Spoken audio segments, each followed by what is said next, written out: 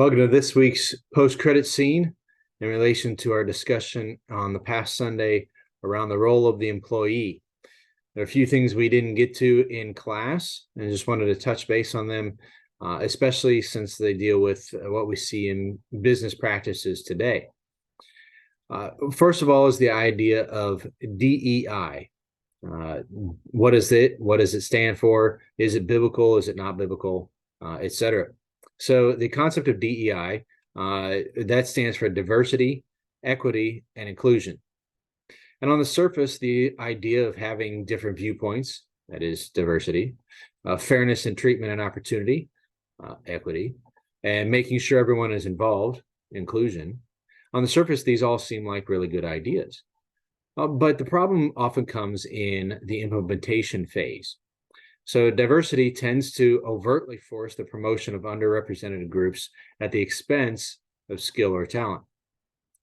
Equity tends to focus on similar outcomes, making everyone happy rather than giving each the same opportunity or the same chance.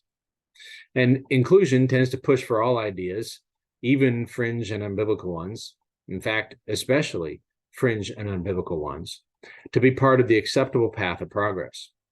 The Bible mentions many times that there is no distinction, no respect of persons, no Jew, no Gentile, no slave or free, etc., but that each man must give an account of himself or herself to God.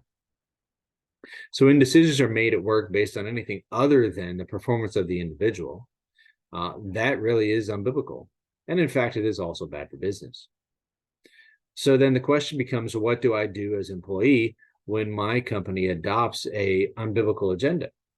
Maybe a heavy focus on Pride Month and requiring me to do a variety of things around LGBTQ plus support or something like that. How do I handle that in the workplace environment? Well, Ephesians chapter 5 gives us a bit of an overlook on that. We see in verses 6 through 14 a good discussion on it. But in verse 11, Paul writes to the Ephesians, "Have no fellowship with the unfruitful works of darkness, but rather reprove them." And so he gives them the idea here that it's not just enough to ignore them or hope they'll go away, but in fact, we need to call them out and point them out as wicked or as unbiblical. Daniel knew this even when he was confronted with a rule in his workplace environment that he wasn't allowed to pray, and yet he decided to do so anyway because that was the right thing to do. That was what God had commanded, and he let God take care of the rest. While we do have religious rights in America currently, we may not always have them, and some of those rights don't necessarily mean that you always have to keep your job. We'll have to depend on God for those things. One thing to be reminded of is that there will never be a time when God encourages us to support sin. So when these kind of things take place at work, stand up for what the Bible says. Speak out against sin in a kind and a respectful manner, but always speak out against sin and always stand up for what the Bible says.